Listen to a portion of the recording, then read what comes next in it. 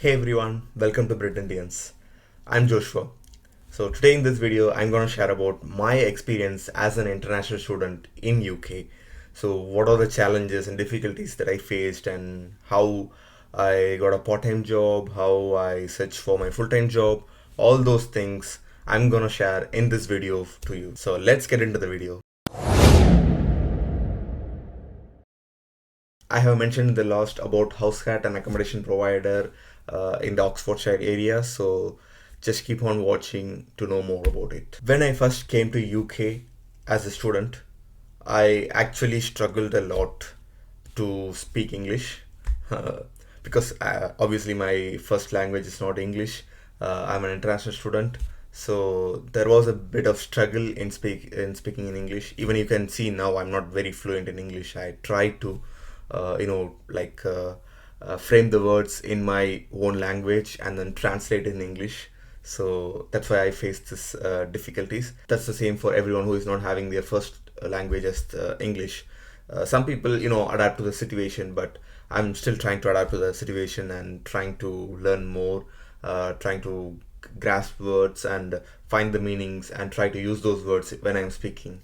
Like actually, I struggled initially to understand my lecturers or professors when they're giving lectures.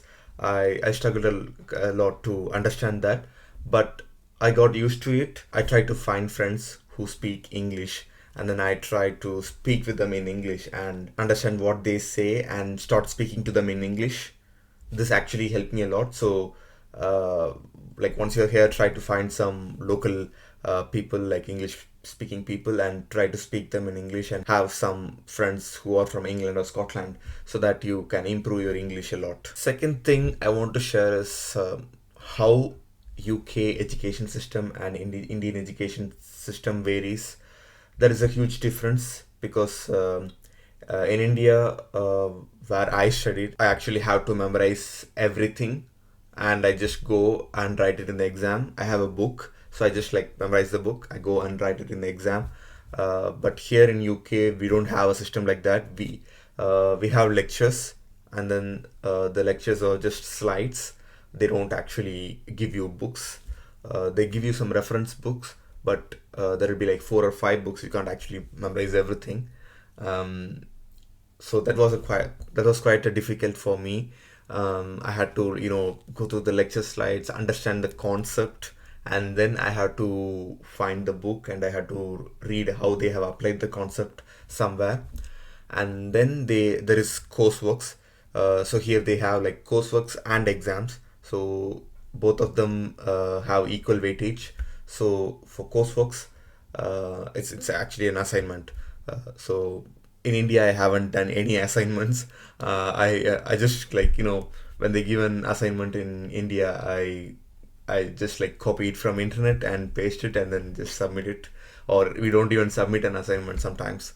But here in UK, you have to actually do the assignments because it's 50% of your exams, and then you have to look for journals online. You have to take down journals. So I faced really a hard time finding journals, reading through it, how to crack the thing, and how to make your own coursework. So that was quite difficult for me initially, but I went to some of the library tutorials where they had classes like plagiarism, like references, citation, because so these words were like some alien language to me, like plagiarism, citation, references. So I went and learnt about it, and then I watched some YouTube videos and I got to know about it. And then like after doing 1 or 2 courseworks, I was quite confident on how to do these courseworks. I have also made a video playlist on how to do courseworks. You can go and check out that. It will be very helpful for you, I guess. For exams in India, we actually have like a semester exam, and before a semester exam, we have some term time exams. But here we don't have anything like that. We just have a semester exam. So they will teach you throughout 3 months, and then you go and write your semester exam. So that was a bit struggle because you don't learn anything in the meantime. You just like take down the lectures, and then just before exam you learn everything and you go and write it. But exam pattern was similar to India, like we had 2 marks, 5 marks. So that wasn't a big that wasn't a big challenge. It was quite easy for me to like just learn that and go and write the exams. So exam wise it's okay, but coursework wise it was quite difficult. So that's where I struggled. Next main challenge is doing everything on your own. I actually haven't done anything in my house. I just my mom and my parents, they do everything for me. They cook, they give me everything, they wash the vessels. I don't do literally any job in the house. I just like sit in my bed or in my sofa and watch TV. But here it is quite difficult. I had to cook for myself. I had to clean the kitchen. I had to clean the rooms. I had to clean the toilets all by myself. So that was quite challenging. Also, external works like going to bank, postal works, or any other works. Everything I had to do by myself, which was quite a difficult task for me initially. But actually, I learned a lot. So I learned to how to manage a house, how to do things efficiently. So that actually improved myself by doing all these things. But initially it was difficult for me, but now I got used to it. Mainly the best thing in UK is you can approach anyone easily here. If you have any doubts, you can just go and ask a stranger and ask them like, how can I go to this place, or where can I find this. They are very helpful. They are very kind. They will reply you with a happy face. Nobody will just say like go away or something like that. They will be very warm welcoming here. So that is one of the plus of UK. There will be a person who is ready to help you all the time. Before coming to UK, I had this imagination, like a dream destination. UK has a lot of it's a foreign place. It has London, a very big potting place, and then it has Scotland, Cornwall, very big landscapes and everything. I had this imagination, but when I actually landed in London, I was like, "Is this London?" Because only central London is like the London that they show in the movies or somewhere.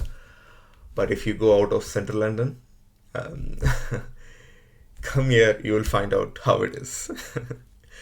So yeah, that was a small disappointment in me when I initially came here. Um, but Scotland and Cornwall are really an amazing place. Beautiful landscapes. The nature was really very beautiful. You should actually go and visit Scotland and Cornwall during your time in UK. After coming here, I always have this craving for home food or Indian foods. I obviously cook, but I'm not a very big cook.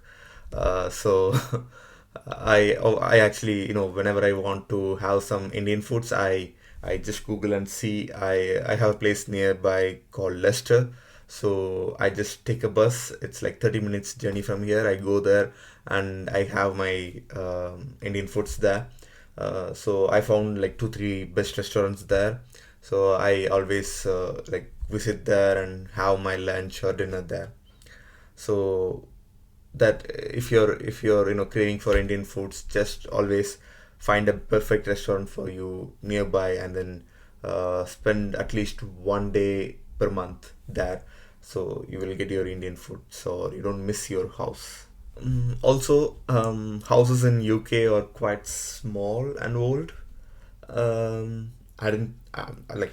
I know London is like cities like London, Manchester have like new flats and apartments, but other places have actually they're quite old houses and accommodations. Because I have been to US, and even in India we have like large houses, but here the houses are quite small.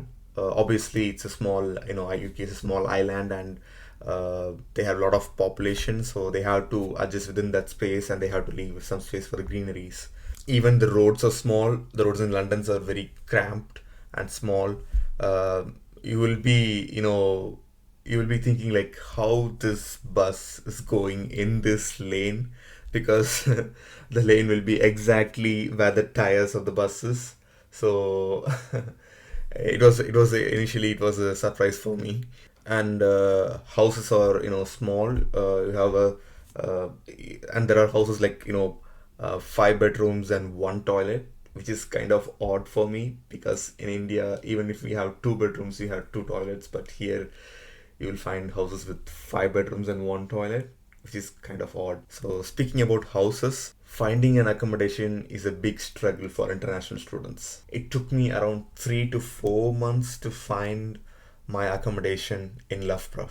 So start searching your accommodation as soon as possible. There are a lot of accommodation providers out there. If you're looking for an accommodation in Oxfordshire area, then there exists Househat, an all-in-one solution for your accommodation needs. They provide houses for students and also cater for working professionals. Househat takes care of student accommodation needs and makes sure every tenant who signs up with them gets the best experience. Definitely not like the conventional services. Househat provide free high-speed Wi-Fi connectivity, free maintenance to all the tenants so they can stay carefree. Anyone can get free 100% free property consultation. So just visit Househat in the link below, or you can message them in the Instagram. I have given the links in the description. You can go and check it out. Also, if you use the promo code Josh30, you can get up to 25 to 30 pounds discount on Househat services. So if you're in Oxfordshire area, don't forget to click the link and book an accommodation with them. Moving on to the part-time job. I got a part-time job through reference. So I know a person in a church here. So that person referred me to a person working in the subway near my university. So I went to them and they gave me a part-time job. So getting a part-time job through reference is the best thing to do in UK. There are other ways to find part-time job. I'll just leave the link here. You can go and check it out. I have made a video on that. So if you know, so if you have friends or alumni from the university, or if you know any other persons in that area, just ask them to refer you to some part-time, even the places where they worked previously. It'll be helpful for you to get a referral, because that is the easy way to get a part-time job in UK. For full-time jobs, I actually started applying the day I landed here. So I have applied around like 300 companies when I was doing my masters in 2018. Because we didn't have this post-study work visa, we had only 4 months time left, so I had to like apply to every companies I got to know. So that was a very big process for me. I mainly applied for graduate roles, so that's why I started applying 1 year before itself. You can check out what is graduate role and how to apply for it in the video here. You can go and check it out. Also, during the last stage of completion of course, there are a lot of vacancies. I applied for that also. They had immediate requirement. So I was applying throughout my studies. For the whole year, I applied around 300 companies and finally got an intern with a company, and now I'm here doing my PhD. So before applying for the companies, I created a draft CV and covering letter. I went to my career services in my university, and they guided me on how to frame it as per UK standard.